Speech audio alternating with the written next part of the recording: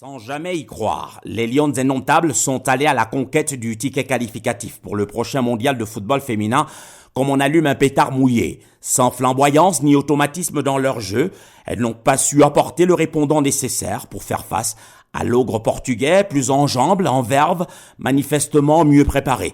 Un premier but en première manche, avant l'égalisation du Cameroun à la 89e minute, puis le coup de grâce dans les arrêts de jeu pour sceller la victoire portugaise, sans grande difficulté, aidé en cela, c'est vrai, par un arbitrage des plus médiocres. Le Portugal allait briser tout espoir de voir le Cameroun au prochain mondial de football féminin. Ainsi se termine l'aventure en terre néo-zélandaise, où l'on croyait voir l'équipe nationale féminine de football en renaissance après la victoire 2-0 devant la Thaïlande. Comme une évidence que l'on semblait refuter, voilà qu'il revient à notre souvenir manifestement oublieux qu'il urge de donner du sang neuf à l'équipe nationale de football du Cameroun qui a perdu de son allant d'antan.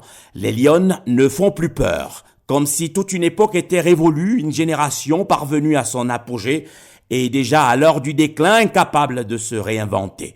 Il y a eu l'échec annoncé de la dernière Coupe du Monde de football, la débâcle douloureuse à la récente CAN marocaine, puis vint la défaite du 22 février 2023 qui raconte la chronique d'une descente aux enfers et commande d'engager dans l'urgence les chantiers de la reconstruction.